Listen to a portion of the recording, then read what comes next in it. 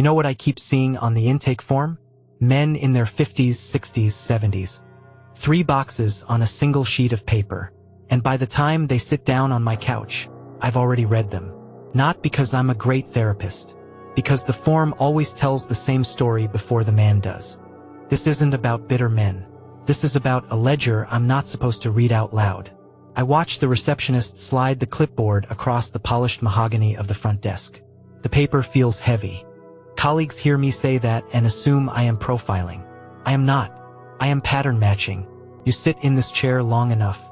You watch the same physiological collapses in the exact same leather chair. You stop guessing. You start reading the file the way a seasoned radiologist reads a thoracic scan. The same gray shadow, the exact same quadrant, over and over, until the shape stops surprising you. You do not want to see it. You just cannot unsee it. It becomes a clinical certainty, a devastating predictability. Men walk into my office at 57, 62, 68. Sometimes their wives booked the session. Sometimes their grown daughters booked it. Or they booked it themselves at 2 in the morning. Sitting in a dark driveway, engine off, hands resting on the cold steering wheel of a parked sedan. Every one of them hands me the exact same form. Black ink, block letters, pressed hard enough to dent the page underneath. 3 boxes on that form tell me how this ends. Not if, how. Before Daniel said a single word. Before he even unbuttoned his coat. 3 boxes on one sheet had already told me how this ended. Box 1. Reason for visit. The wives write communication issues in that rehearsed, careful cursive. The grown daughters write Dad seems off with a double underline. As if I need the emphasis. But when the men fill it in themselves. Alone in the waiting room. 5 minutes early because they have never been late to anything in 30 years. They write 4 words. I don't know anymore. That is not vagueness. That is a clinical signal. A man builds a career, a house, a marriage, 3 kids, a mortgage he paid off 18 months ahead of schedule, a retirement account he updates every Sunday morning with mechanical precision. He does not arrive at, I don't know, by accident. He arrives there by absolute systemic exhaustion. Box 1. Read. Box 2. Marital status. I do not watch for the divorced ones. I watch for the married ones. Filing jointly, sleeping in separate rooms since the upstairs repaint in 2019. They tick the little square next to married. Then they pick up the pen again. They pause. They add a word in the margin nobody told them to add. Technically, 1 word, halfway off the edge of the page. Written small, like a confession they cannot afford to make out loud. That word in the margin is diagnosis number 2. Box 3. What would you like to get out of therapy? This is the box that breaks me. 3 kinds of answers come back. Option A. Blank. Option B. I want to feel something again. Option C. The one I brace for. I want permission. Men do not pay $240 an hour to ask a stranger for permission. Unless they already know there isn't a single person left in their life who will give it. Box 3. The empty one. Is the box that used to be a man. I close the folder. The silence in the room shifts. Wives come in with them. I watch a different phenomenon. Not lying. Filing errors. She sits on the love seat. She describes 29 years. Perfect chronological order. Birthdays. Vacations. The move to Cleveland. The second move back.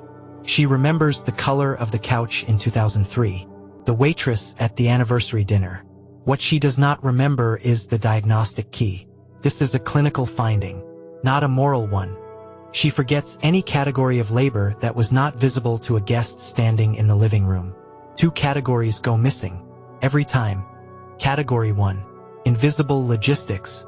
The 2 a.m. call to his mother's nursing home. The night nurse said they found her on the floor. He stayed on the line for 40 minutes so his mother wouldn't be alone. The kids' insurance renewal in November. The tax extension he filed in April while she slept upstairs. Selling his favorite vintage car to cover a tuition shortfall. Never telling her why. Patching the roof in a driving storm because the contractor was too expensive. Category 2. The silent no. The jacket he didn't buy. The trip to Scotland he didn't take. He had bought the maps. He had looked at the Highlands every night for 6 months on his iPad. He memorized the routes. He gave it up because the flights were too long for her. The promotion he didn't chase because it meant moving. Moving meant fighting. Fighting was not worth the raise. He chose peace. The brutal, suffocating peace of surrender. None of those made it into her version. Not because she is malicious. Her brain never filed them as contribution. She is not evil. She simply suffers from a cognitive system failure. She filed them as weather. Weather. Weather just happens. You don't thank the sky for not raining. You expect it. So she didn't thank him. For 30 years. And he didn't correct her. Correcting her would have meant itemizing his own life out loud in front of the woman he married. He didn't have the stomach. Most men don't. That is the filing error. The filing error is the marriage. It is not that she is lying. Her brain never filed those things as something he gave. Daniel. Composite. Identifiers changed. Everything else is real enough that 3 of my colleagues will recognize him as one of theirs. 58. Civil engineer. 1 marriage. 31 years. 2nd session. He sits down on the leather chair. The leather groans under his weight. He exhales. I watch his pupils. They dilate slightly. His breathing catches on the 3rd count. A physiological response to massive suppression. He reaches into a leather briefcase. I do not think he had opened it since 2014. He pulls out a legal pad. Yellow paper. Softened at the corners from being held too tightly. Blue pen. 1 column. Single-spaced. 47 lines. He looks at it. His hands tremble for a fraction of a second. He says, I made this at 4 in the morning. I don't want to read it to her. I want to read it to you. I told him he could skip any he wanted. He picked 7. Line 1. Didn't see a doctor about my back for 6 years. The health savings account was earmarked for her surgery consult. Line 9. Turned down the 2014 promotion. It required relocation she wouldn't accept. I told the vice president it was my choice. Line 14. Stopped playing guitar at 47. She said it was adolescent. Line 22. Stayed quiet through 11 consecutive Thanksgivings. Her mother called me a mistake to my face. Line 31. Spent $48,000 on a fertility protocol. I knew it wouldn't work. Ending the conversation was worse than paying. Line 40. Did not cry at my father's funeral. She said the kids shouldn't see it. Line 47. He didn't read it. He slid the pad across the coffee table. He pointed. Line 47 said, sat at her parents' table and nodded while she retold a story about my own life that wasn't true. That line. That is the line that ended the marriage. The other 46 were interest. Line 47 was principle. The other 46 were sacrifice. Line 47 was self-erasure. Different diagnoses. His knuckles were white on the edge of the pad. The room was so quiet I could hear the radiator tick. I could hear his shallow breaths. Line 47 wasn't money.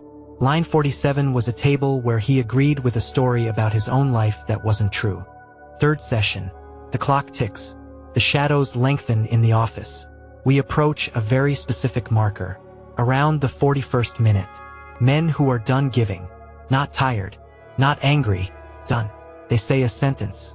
I have now written it down in a private notebook 314 times. Different accents. Different jobs. Same 9 words. I don't want anything from her anymore. I just want to stop hoping. 9 words. That is the diagnostic sentence. Why minute 41?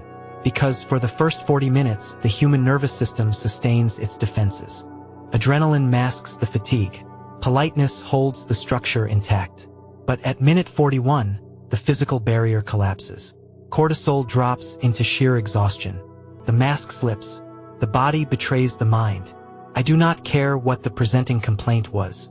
I do not care what the diagnostic manual on my shelf says.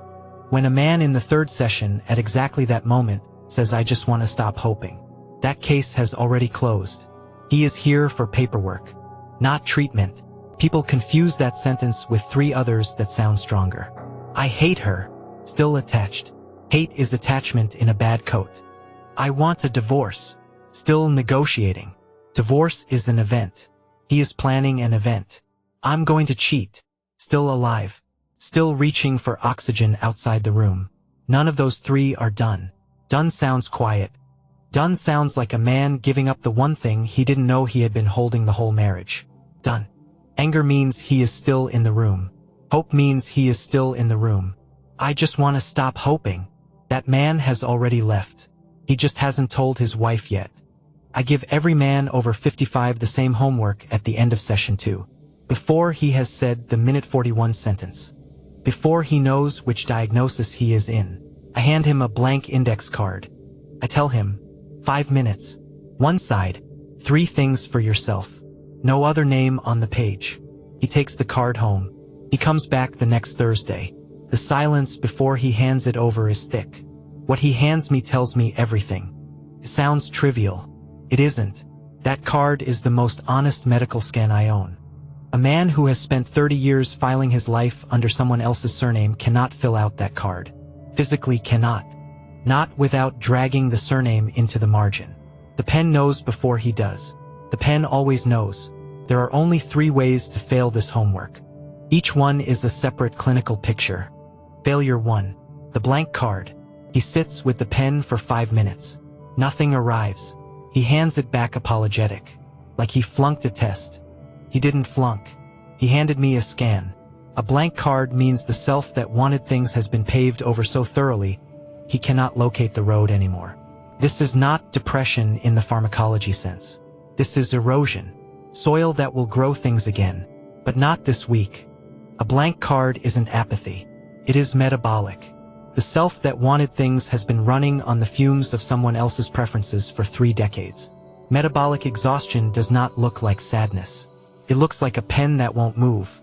Failure 2. The smuggled name. He writes 3 things. I read them. Item 1. Take the Airstream to Glacier. Fine. Item 2. Finish the woodshop in the garage. Fine. Item 3. So Margaret and I can host the grandkids in the fall. There she is. Smuggled onto a card that explicitly banned her name. He didn't cheat on the assignment. He just cannot imagine a 6-month want without routing it through her approval. This is enmeshment. It is reversible, but only if he sees the name he smuggled in. Failure 3. The diagnosis I brace for.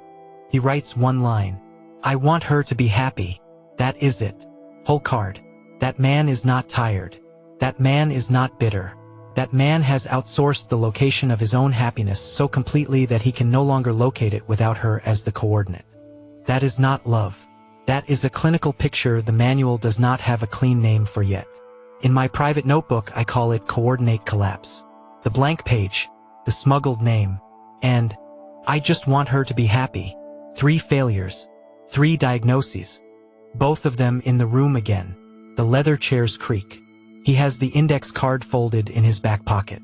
She has her own version of the last 3 decades ready in her lap. I listen for what she doesn't say, not what she says, what falls out of her telling. Always the same 2 absences. Absence 1. The 2 a.m. hour. Every long marriage has them. Nights he was awake handling something she was sleeping through. A kid vomiting. A parent's hospice call. A boiler that picked February to die in. Ask her about the 2 a.m. hour.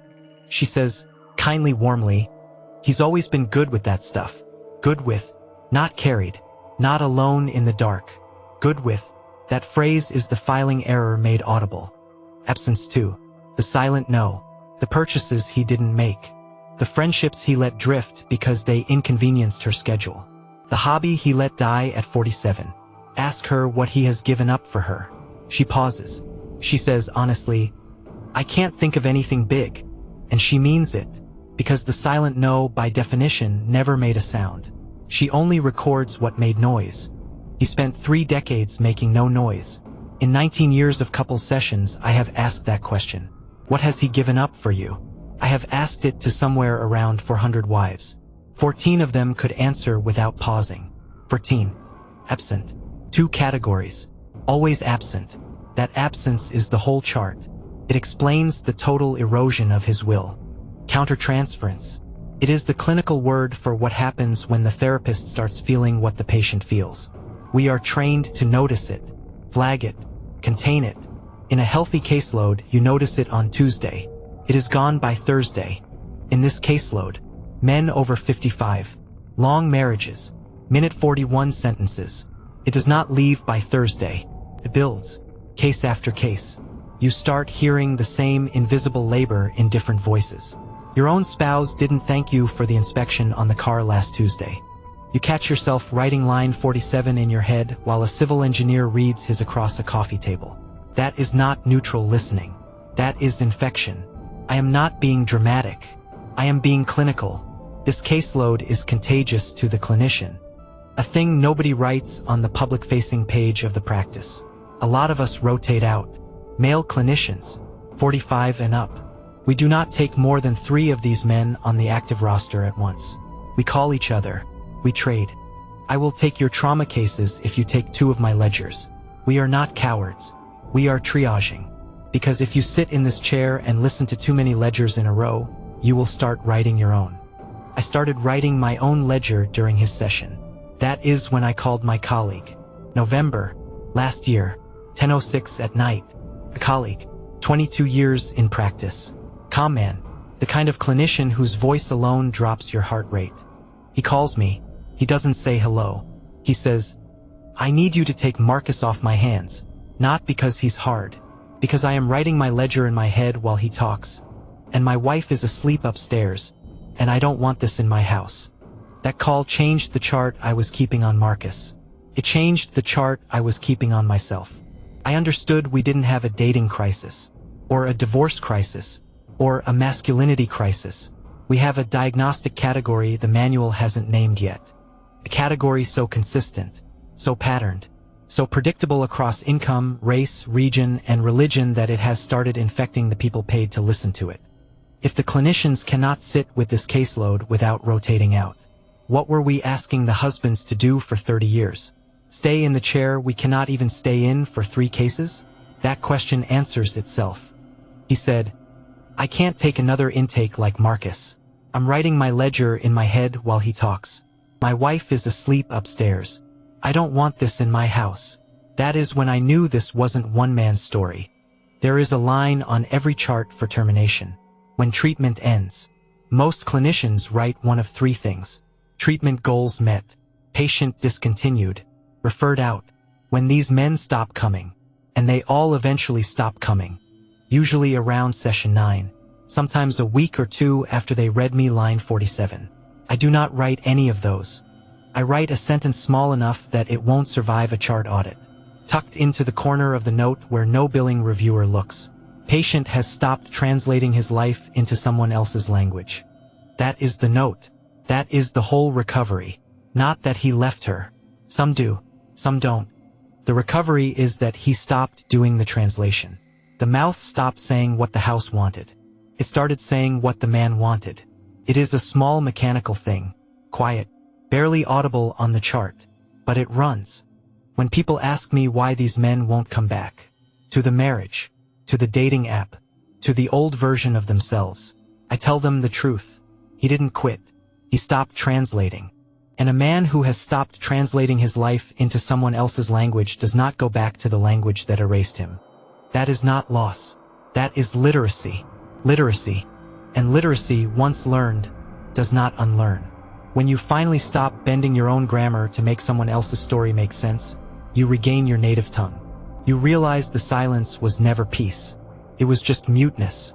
Finding the words again, even if they are only for yourself, is the ultimate clinical victory. I do not write treatment terminated. I write patient has stopped translating. That is not a loss. That is a recovery.